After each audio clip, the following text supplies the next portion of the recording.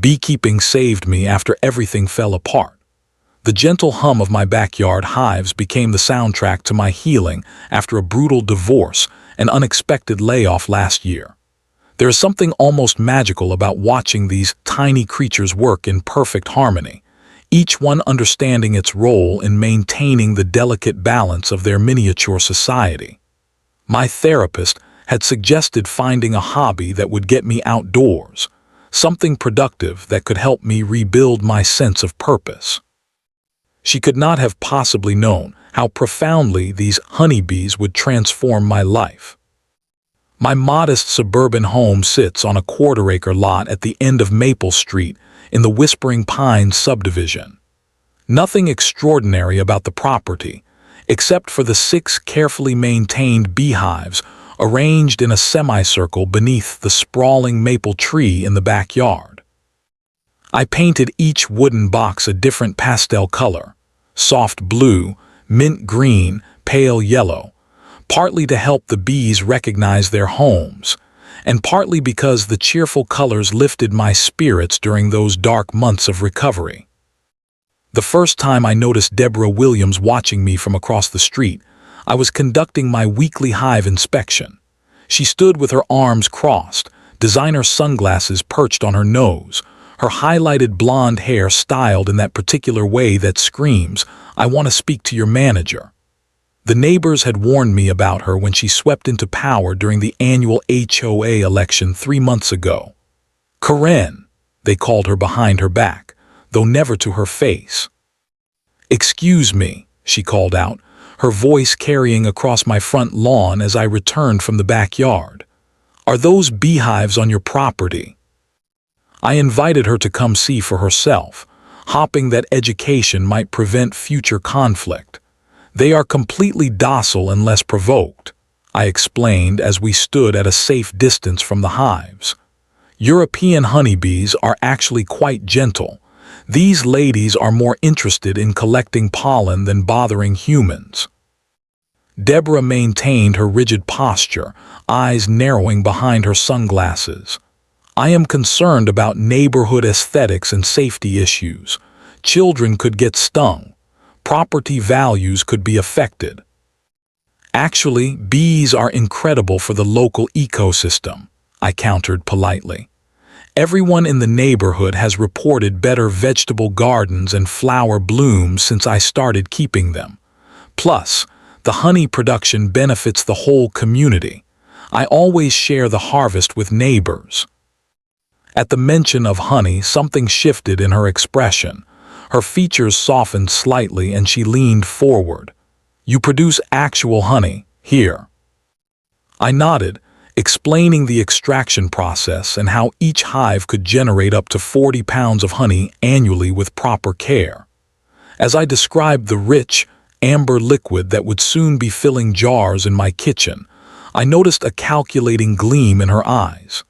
She smiled suddenly, and a chill ran down my spine despite the warm spring air.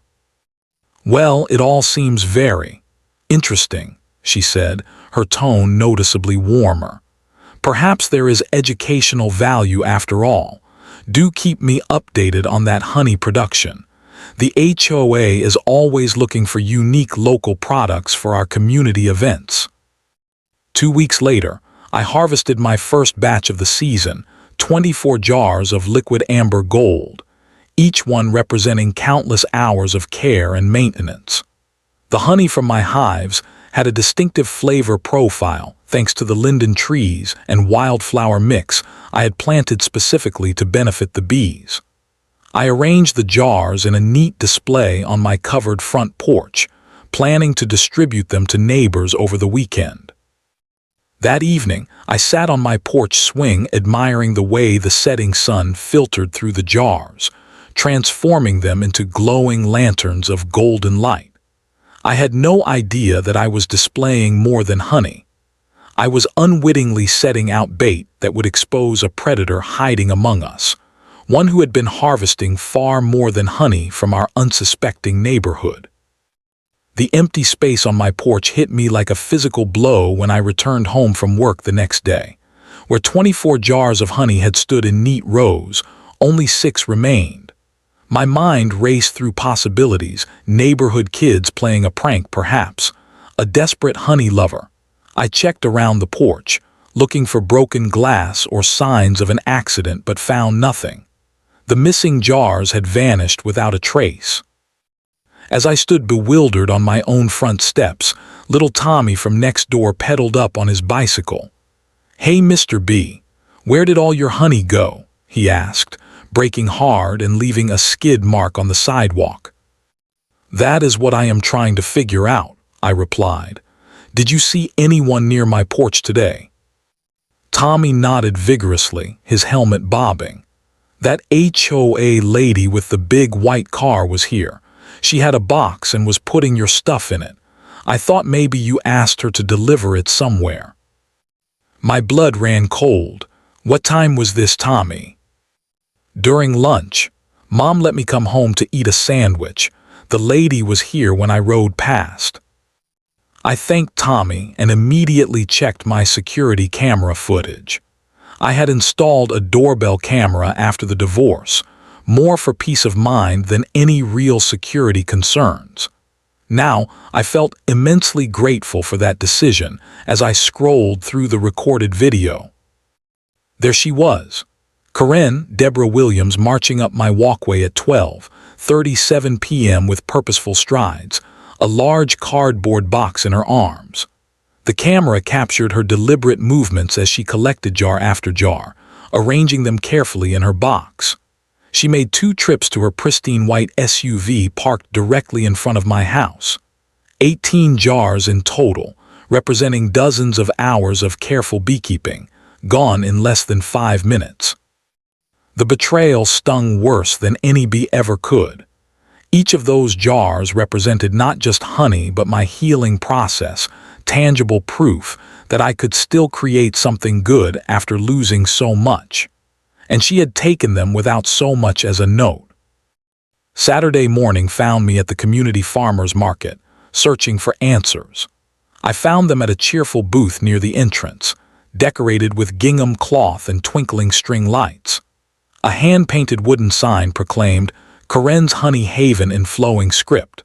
My stolen jars, unmistakable in their hexagonal shape that I had specifically ordered online, now wore custom-printed labels featuring a cartoon bee and the slogan "Nature's Gold," a Williams family tradition. Customers lined up to pay $20 per jar for MY honey, while Karen chatted animatedly about traditional beekeeping methods passed down through generations. My hands trembled with anger as I approached the booth. "Deborah," I said, keeping my voice low despite my racing heart, "those are my honey jars." Her smile never faltered as she turned to me, though her eyes hardened to flints. "Oh, hello. So nice to see you supporting the community market." "Those jars came from my hives. You took them from my porch without permission." She laughed, the sound like glass breaking. "Oh goodness, there must be some confusion. You offered to contribute to our community fund, remember, during our chat about your hobby." I had done no such thing, and we both knew it. I never agreed to donate 18 jars of honey. "Is there a problem here?" An elderly woman waiting in line looked concerned. Karen's expression transformed instantly into one of community concern. "Not at all, Mrs. Peterson. Just a misunderstanding about our neighborhood donation program. This generous neighbor contributed these wonderful honey jars for our HOA community fund. All proceeds go toward neighborhood improvements." More shoppers gathered, drawn by the potential conflict. With each passing moment, Karen spun a more elaborate tale of my supposed generosity and community spirit. I stood speechless, outmaneuvered in a game I had not even known we were playing. As customers dispersed with their purchases, my honey in their shopping bags, Karen leaned close to me, her voice dropping to a whisper. "The HOA has strict rules about agricultural activities in residential zones. Section 8, Paragraph 12 specifically addresses livestock and insect husbandry. I would hate to have to enforce those regulations. I walked home empty-handed, the sting of theft overshadowed by something far more painful, the realization that this was not just about honey. This was a calculated power play, and Karen had just revealed herself as a predator far more dangerous than I had anticipated. Her message was clear: challenge me and lose everything. The jars could be replaced. The honey would come again. But something had crystallized inside me during that confrontation, a determination that would not be dissolved so easily. The violation notice arrived 3 days later in a crisp white envelope bearing the official HOA letterhead. Inside, formal language declared my beehives non-compliant with community standards and potentially dangerous to neighborhood children. The notice cited Section 8, Paragraph 12 of the community bylaws regarding unauthorized agricultural activities in residential zones, and demanded removal of all hives within 7 days or face escalating fines, starting at $100 per day. My hands shook as I read the final paragraph. Failure to comply may result in liens against your property and legal action. This was no longer about stolen honey. This was about my home. The local library became my sanctuary as I researched HOA regulations and state laws regarding beekeeping. After hours poring over legal databases and environmental protection statutes, I discovered something crucial. Our state had passed legislation 2 years prior specifically protecting beekeeping as an essential environmental activity. The Pollinator Protection Act explicitly prevented HOAs from banning beehives when maintained according to state guidelines. Armed with this knowledge, I drafted a formal response. I cited specific sections of the state law, included photocopies of my beekeeping certification, and documented how my hives adhered to all safety guidelines. I made copies for each HOA board member, sending them via certified mail with return receipts requested. My message was clear. I knew my rights and would not be intimidated. Karen's reaction was swift and calculated. Within days, the community bulletin boards displayed bright red notices warning about aggressive insects and dangerous conditions in the neighborhood. The flyers did not mention me by name, but everyone knew exactly which property was being referenced. Parents began keeping their children away from my yard. Neighbors who had previously enjoyed free honey samples now crossed the street rather than pass directly by my house. Even Tommy's mother called to apologetically explain that her son could no longer visit until the bee situation was resolved. Anonymous complaints about my bees flooded the HOA complaint system. Mrs. Jenkins reported being swarmed while gardening, despite her house being 4 blocks away from mine. Mr. Peterson claimed his grandchildren had been stung repeatedly during their visit, though when pressed, he admitted the insects might have been wasps from his own decorative fountain. I started carrying a small notebook everywhere, documenting each interaction, each comment, each subtle shift in the neighborhood dynamic. I installed additional security cameras covering all angles of my property. When neighbors were willing to talk, I asked them to sign statements confirming they had never experienced problems with my bees. Some refused out of fear, but others, particularly those who had been in the neighborhood longer than Karen, stood their ground and supported me. The monthly HOA meeting arrived on a stormy Tuesday evening. The community room at the local library was packed, unusual for what were typically sparsely attended gatherings.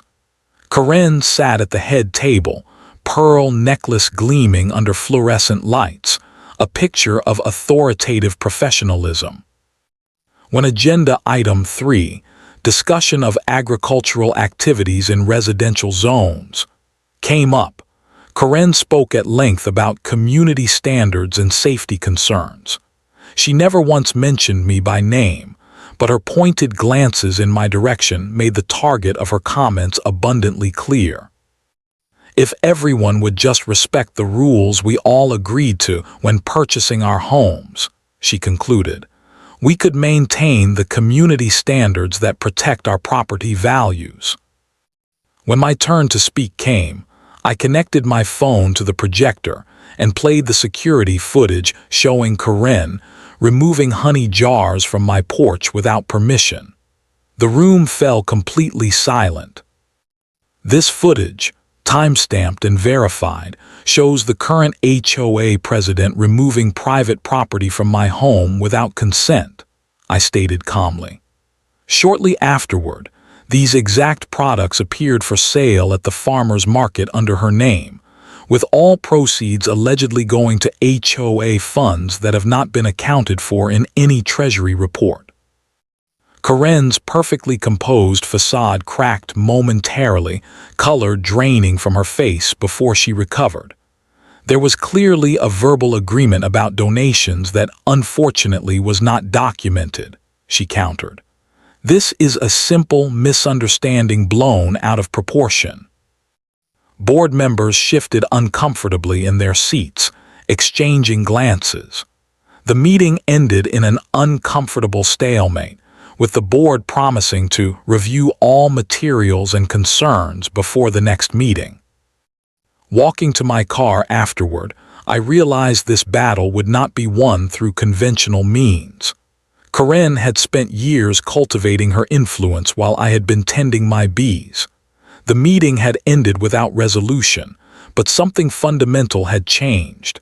I was no longer fighting just for my honey or even my hives. I was fighting for justice itself.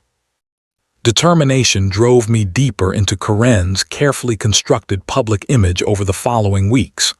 I started where most investigations begin in the modern age: social media. Karen's accounts were curated showcases of community involvement and domestic perfection. Photos of homemade products appeared regularly: artisanal soaps, hand-poured candles, prize-winning strawberry jam, and now, family recipe honey. Something about the professional quality of these creations raised red flags. Each product appeared too perfect, too consistent for amateur crafting. The soap displayed the precise swirl patterns typically achieved with professional equipment. The candles had flawless wicks and layered colors that required technical knowledge. The jam jars featured vacuum-sealed caps that most home canners struggle to achieve consistently. I scrolled back through years of posts, nodding when each new hobby appeared in her timeline. An interesting pattern emerged. Each new craft began shortly after someone in the neighborhood had experienced HOA troubles.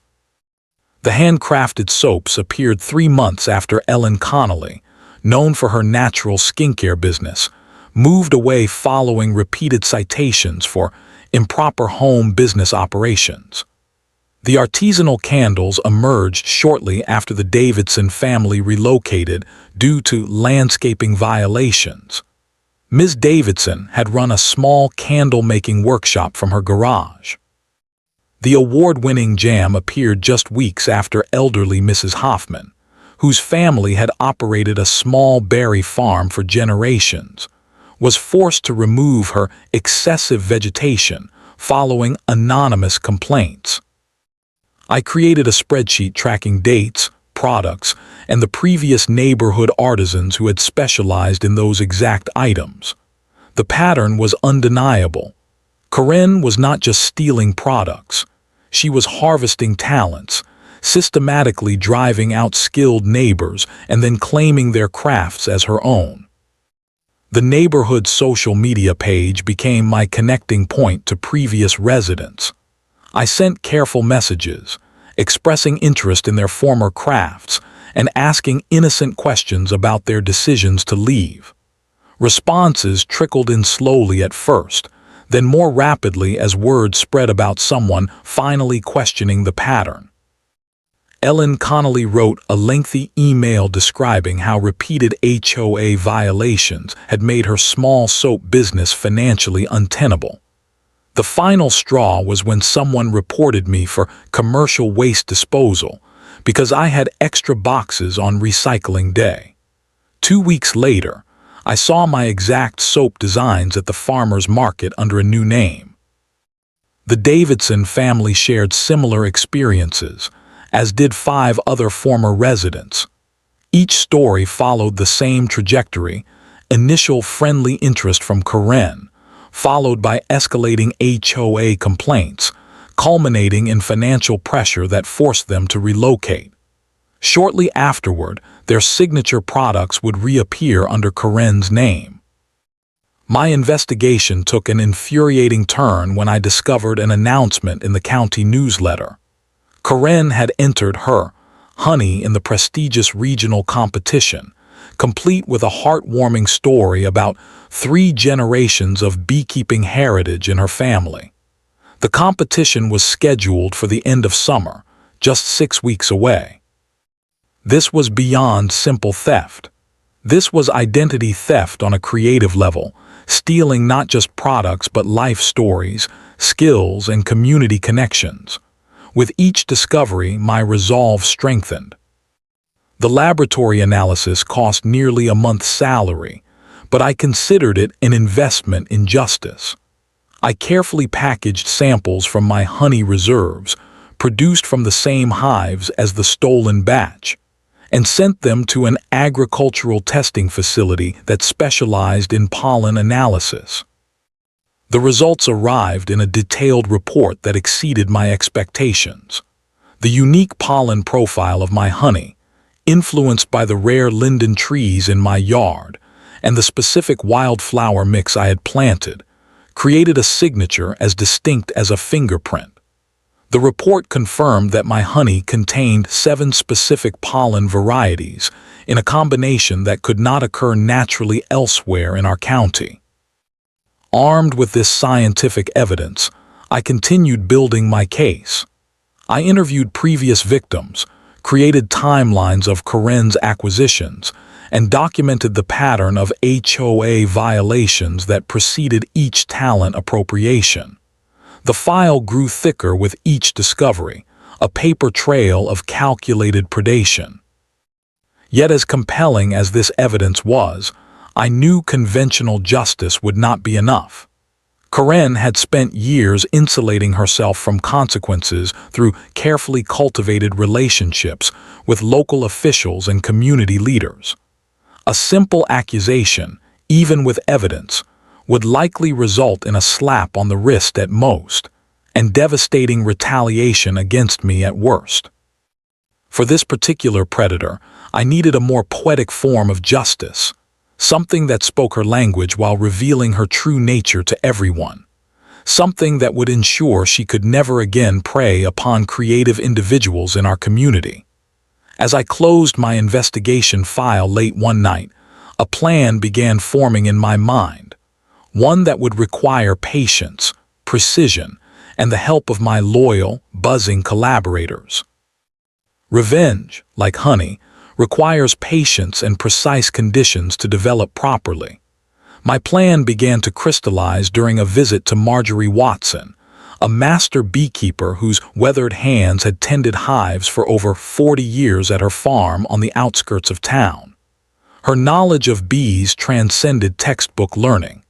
It was a wisdom born from decades of observation and respect for these remarkable creatures. Bees always deliver justice, Marjorie told me, her eyes twinkling with mischief as we sat on her screened porch drinking tea sweetened with her own dark buckwheat honey. They know who respects them and who does not. They remember faces, you know. Scientists have proven it. I explained my situation, sharing the full story of Karen's theft and her systematic predation of neighborhood creators. Marjorie listened without interruption, occasionally nodding as if each new detail simply confirmed what she already suspected about human nature. "What you need," she said finally, "is honey that tells its own story." She explained how certain natural additives create distinctive honey characteristics without harming the bees or affecting the honey's edibility. Purple clover and borage will give it a lavender tint that cannot be achieved artificially. Meadowsweet will add a distinctive aftertaste. Plant these in abundance near your special hives. Following Marjorie's guidance, I designated 2 of my hives for this special batch. I painted these boxes a distinctive blue color and positioned them prominently where they could be easily seen from the street. I ordered rare wildflower seeds and planted them in concentric circles around the hives, creating a botanical target that would ensure the bees gathered nectar from these specific plants.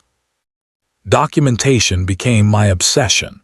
I kept meticulous records of every step in this special honey production, creating an unbreakable chain of custody.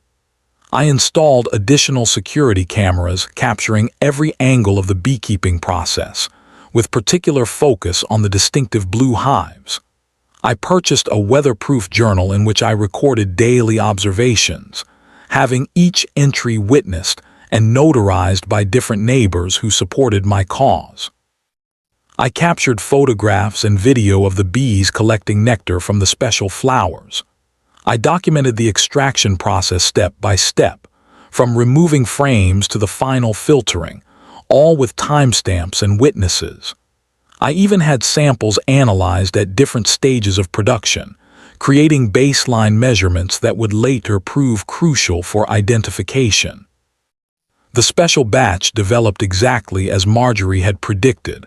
A subtle lavender tint distinguished it from regular honey, and the flavor profile carried unique floral notes that standard honey lacked. Most importantly, the pollen signature would be unmistakable to any expert analysis. With the honey production proceeding perfectly, I turned my attention to the final critical element, ensuring proper public exposure. I drafted an anonymous letter to the food editor at our local newspaper, suggesting a feature article on local honey production, particularly focused on authenticity and artisanal methods. I highlighted the upcoming county competition as a perfect opportunity to spotlight local beekeepers and their unique approaches. Readers might be particularly interested in the stories behind each entry, I wrote. Some competitors have genuine multi-generational beekeeping heritage, while others might have more recent interest in the craft. The journalist took the bait, responding with enthusiasm about featuring artisanal honey production. She seemed especially interested in the heritage aspects and the stories behind local honey entries. The article was scheduled to appear the week before the county fair, with a follow-up piece planned for after the competition. Another anonymous tip went to the county fair organizers, suggesting they might consider implementing authentication procedures for this year's honey competition. With the increasing value of authentic local honey, I wrote, it might be prudent to verify the provenance of entries through simple pollen analysis, a standard practice in international competitions. As summer progressed and the special honey batch matured, I began the final phase of preparation. I strategically mentioned within earshot of Karen's neighborhood informants that this batch would be competition grade for the state fair, worth considerably more than regular honey due to its unique properties and small quantity. I ordered special jars for this batch, distinctive hexagonal containers with gold lids that would stand out visually from standard mason jars. These would serve as unmistakable identifiers when the time came. Once filled, these jars gleamed with their subtly purple-tinted contents, each one a beautiful trap waiting to be sprung. The plan was nearly complete, with only one element remaining: the irresistible temptation that would draw in my target at precisely the right moment. Like the rare flowers I had planted to attract my bees to specific nectar sources, I needed to create something Karen could not resist. As the county fair approached, All the elements were in place. The trap, like my hives, was primed and ready. Now I needed only to wait for Karen to take the bait, unaware that this time she would be harvesting her own downfall. The special honey gleamed like liquid amber with a subtle purple undertone under the morning sunlight. I arranged the distinctive hexagonal jars prominently on my front porch table with a handwritten sign reading, "Special Reserve Batch, State Competition Entry." The display was positioned to be clearly visible from the street, but protected under my covered porch, a perfect bait for my target. I left for work as usual but monitored my security feed remotely throughout the day on my phone. Karen appeared right on schedule during her morning power walk at 7:15 a.m. The cameras captured her slowing as she passed my house, her head turning sharply as she noticed the display. She paused momentarily, then continued her walk, but the seed had been planted. She made 2 more reconnaissance passes throughout the morning, once walking her small dog and later retrieving mail from her box across the street. Each time, she studied my porch with increasing interest, likely nodding when my car was gone and the neighborhood was quietest. At 12:22 p.m., her white SUV crept down the street during lunch hour when most neighbors were at work. She parked directly in front of my house and approached with practiced confidence, carrying the same cardboard box she had used during her previous theft. The multiple camera angles captured every detail, her practiced movements, the careful way she examined each jar before selecting it, the methodical arrangement in her designer tote bag. Most damning of all was her satisfied smile as she drove away, unaware that she had just collected irrefutable evidence of her own guilt. My hands trembled with anticipation as I downloaded the footage and added it to my now substantial evidence file. The theft itself was expected, even planned for, but watching it unfold still triggered a rush of anger and vindication. Phase 1 of the operation was complete. Karen had taken the bait. Now it was time for Phase 2. The county fair arrived the following weekend with perfect late summer weather. Crowds milled between exhibition halls and concession stands under clear blue skies. The honey competition, typically a quiet affair tucked away in the agricultural building, had garnered unusual interest this year thanks to feature articles highlighting the forgotten art of traditional beekeeping and questions about authentic honey provenance. Before judging began, I met privately with the head judge, a respected agricultural professor from the state university, to provide my documentation package. It contained everything: photographs of my distinctive blue hives, notarized production journals, pollen analysis of my special batch, time-stamped security footage of the theft, and the comprehensive timeline of Karen's previous appropriations. "I am not asking for special treatment," I explained carefully. "I simply want scientific verification of honey provenance to be part of the judging criteria, as it is in international competitions." The professor reviewed my materials with increasing interest. "This is extraordinary documentation," he commented. "We were already planning pollen analysis this year based on recommendations from the State Beekeeping Association. Your comparative samples will be extremely helpful in our verification process." The honey judging proceeded with scientific precision. Judges in white lab coats moved methodically between numbered entries, making notes on clipboards while occasionally holding jars to the light to examine color and clarity. Small samples from each entry were carefully extracted for taste testing and laboratory analysis. Karen arrived midway through the judging, wearing a vintage apron over a floral dress, her signature pearls gleaming at her throat. She positioned herself beside her display, which featured professional banners describing Williams' family beekeeping traditions since 1925, and glossy photographs of rural beehives that I strongly suspected were stock images purchased online. She circulated through the crowd, chatting with judges and spectators about traditional methods passed down through generations, and the special flowers on our family property that give our honey its distinctive character. From a distance, I watched her performance with grudging admiration for her sheer audacity.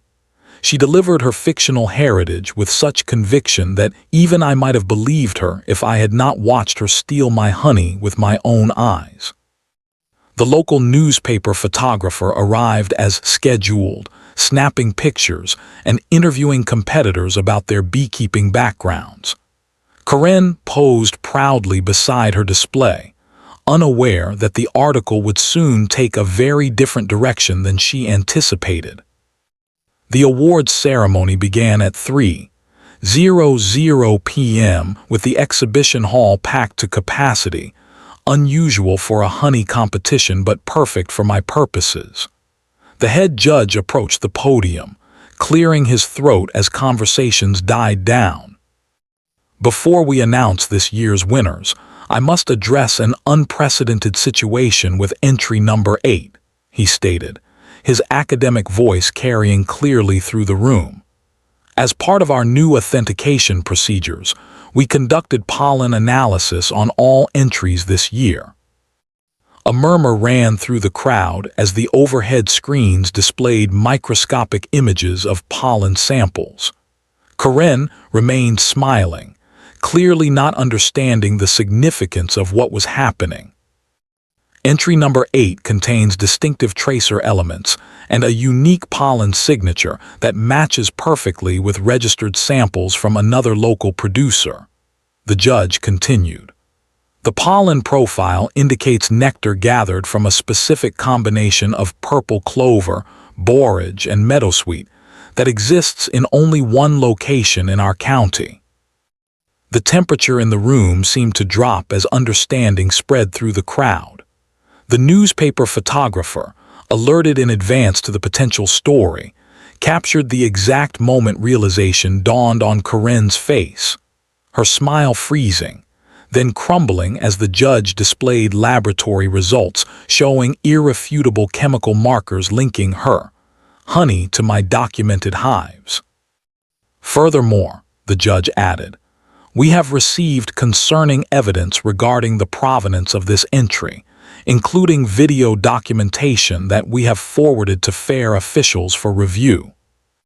As camera flashes illuminated the scene and murmurs rippled through the crowd, Karen's carefully constructed facade crumbled completely. She grabbed her purse and pushed through the crowd toward the exit, but not before the newspaper photographer captured her expression of panic and guilt, an image that would feature prominently in the next day's front-page story. I remained seated, making no move to confront her or draw attention to myself. There was no need. The bees had delivered their justice, just as Marjorie had promised. Justice, like honey, comes in many varieties, some sharp and immediate, others subtle and lingering. The community newspaper's front-page headline said it all. Local HOA president disqualified from county fair for honey theft. The article detailed not only the competition incident, but also included interviews with former neighbors who had experienced similar appropriation of their crafts and products over the years. Karen's carefully cultivated reputation dissolved faster than sugar in hot tea. Social media erupted with neighborhood discussions as additional victims stepped forward, each with similar stories of intimidation and theft. What began as a simple case of stolen honey expanded into a comprehensive picture of systematic predation spanning years. The emergency HOA board meeting was scheduled for the following Tuesday. The community room at the library could barely contain the crowd. Residents stood along walls and spilled into the hallway, all eager to witness the proceedings. Board members, clearly uncomfortable with the public scrutiny, maintained rigid professional demeanors as they called the meeting to order. Karen did not attend. Her attorney sent a letter requesting postponement due to unfounded allegations and potential defamation concerns, but the board proceeded without her. The evidence I had compiled was presented methodically: security footage, laboratory analysis, notarized witness statements, and testimonials from former residents who had joined the meeting via video conference. The board vote was unanimous. Karen was removed from her position as HOA president effective immediately, with a formal investigation launched into HOA funds during her tenure. The restitution agreement, drafted by the board's attorney, required her to compensate not just me, but every neighbor whose work she had claimed as her own over the years. Perhaps most satisfying was the comprehensive bylaw revision that followed in the subsequent months. With input from community members, the HOA adopted new rules explicitly protecting beekeeping and other sustainable practices. Additional provisions were added regarding intellectual property rights and creative works within the neighborhood, permanently preventing future abuses of authority. When spring arrived the following year, my backyard hosted the first community beekeeping workshop. Curious neighbors who had previously avoided my property out of fear now gathered around my hives, asking thoughtful questions about pollination and colony management. Children in protective gear squealed with delight as they observed the gentle movement of worker bees through observation frames, while parents took notes on how to plant bee-friendly gardens. Tommy from next door proved particularly enthusiastic, asking if he could become my apprentice. "Bees are way cooler than I thought," he declared, carefully holding a frame teeming with workers. "And they only sting people who deserve it, right?"